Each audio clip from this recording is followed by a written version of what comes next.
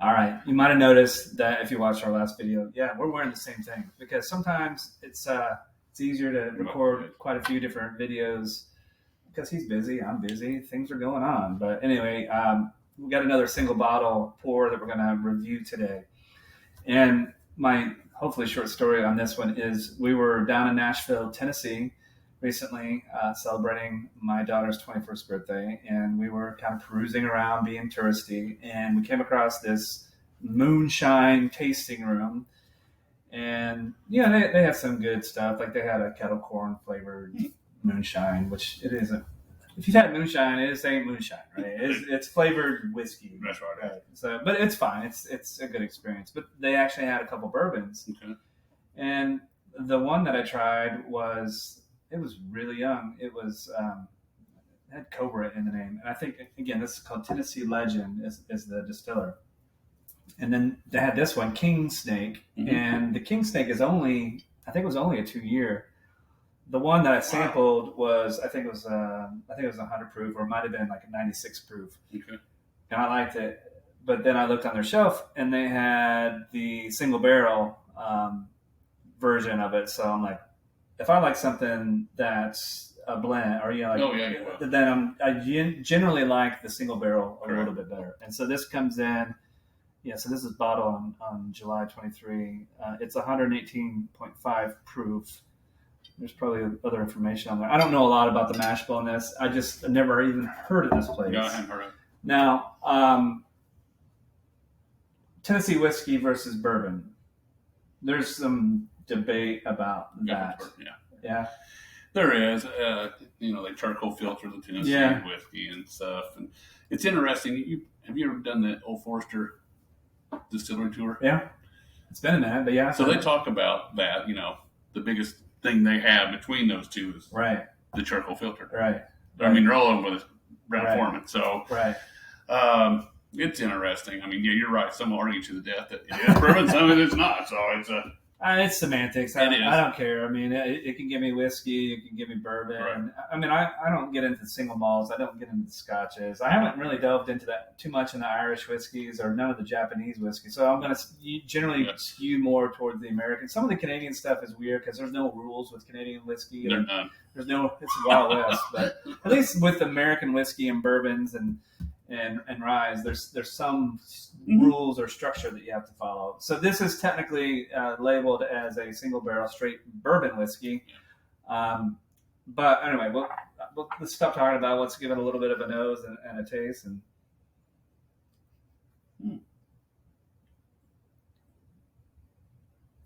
that's good nose. It's got a really good nose, and again, I don't want to spoil it, but it's young, and I generally don't like things that are super young. I'm trying to think. There's nothing like that sticks out, like the one we did earlier, the Green River bourbon. Like when you smell it and you taste it, it's classic bourbon. Yeah. Right? I would say I can tell this is whiskey, but there's nothing in the nose that jumps out of that bourbon, No, and it doesn't drink for as high a proof as it is. You wouldn't drink any hotter than what we drink in the previous video. This is really good. Now, this is my opinion based on my limited experience. I've had a few different Tennessee whiskeys.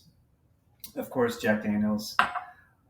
There's some products from a newer distillery called Nearest Green that I've had. There's a distillery called Log Still that's actually south of Bardstown, Kentucky, but they make a Tennessee whiskey too. And the Tennessee whiskey, at least in my limited exposure to them, they feel like they're a little bit more oily and a little bit more viscous. Yeah, and there's usually a little bit of a bite at the very end. A little bit of a bite. Yeah. And I think this kind of resembles that. I agree. No, it does. I mean, because you look at you probably can't see it there, but there's some good legs on some of these glasses. There is. Yeah. I mean, the color and everything, though, I wouldn't jump out and say this is only a 2-year. I wouldn't either. No. Because, again, I've had plenty of young whiskeys, and I get it. You got to start somewhere. Yeah. But usually I like something that's at least 4 or older. I usually do. And usually the young bourbons, the young whiskeys, they have you can tell they have a taste to them that they haven't been there long enough. It's almost like it's bitterish or acrid or something. It's just something. There's like something that's not happening. But to me, this is like I mean, this I could sip on all night. Oh, you could. But the problem is, it's 115 proof, so that one's going to get you. Oh, yeah, you're not going to sip on long. No. You're right. I want to be descriptive for the folks that are out there, and I have no idea how easy or hard this is to find. I've never looked around here. I've never seen it. I just found it here. Yeah. Again, it's called Kingsnake, single barrel straight bourbon whiskey, and it's from Tennessee Legend Distillery, and it's 115 or so proof. I don't know what the mash bill is. I don't even know if they disclose that. Doesn't really remind me of, like, there's not a comparison of something else that I've had per se. No. But I can tell it's definitely bourbon. It's definitely bourbon. It doesn't have a Jack Daniels taste to it. It does have a bourbon. There is a little bit of bite to it. A little bit. But it's very smooth. I mean, it's a smooth drinking 2-year. I mean, I would not have thought that. No. It doesn't drink like a 2-year. And at 118, it doesn't drink over the top hot either. No. So I mean, sometimes, the proof gets too high, it just blows your face off. And it's like, man, that's just... But it's good. Because there's like a little not really. Not really. No, and I don't really get any ethanol on the nose or really on the palate at all. And sometimes when you get to the higher proof stuff, you can get into the ethanol can be, it's there, but I don't feel it on this one. No, and it has a little bit of almost a buttery smell. And at a high proof, you usually don't get that. That flavor, that nose or that flavor seems to get killed in the higher proof. Yeah, and it's... And it doesn't have a mass amount of the ethanol smell to it. I mean, it's pretty solid pour. There's this one that I've had from Logstill. I can't remember what it's called. Rattle and Snap, I think it's what it's called. I think you can find it around here. If you find it, it's worth it. I think it tastes a little bit like Dr. Pepper. Really? Yeah, strange. That is odd. Of course, nobody else agrees with me, but this is the funny thing about drinking whiskeys and rye and bourbon. That's right. There's no wrong opinion. Everyone has a different palate, and that's okay. So, all right. Any parting thoughts on this? Surprising. All right. That's good. That's what I was hoping to do. Surprise you with something. Yeah, that's surprising. Again, a reminder, thumbs up. Leave us comments. Give us feedback. Let us know if you think Jamie is a better looking man than I am, or vice versa. I'm pretty positive. What hat do you have on today? Oh, drinks well with others. Yeah. And I'm going to wear my Whalen shirt. It's Whalen Wednesday. Whalen Wednesday. And I got... This hat confuses people. It does. It's bourbon. Without the vowels. Bourbon!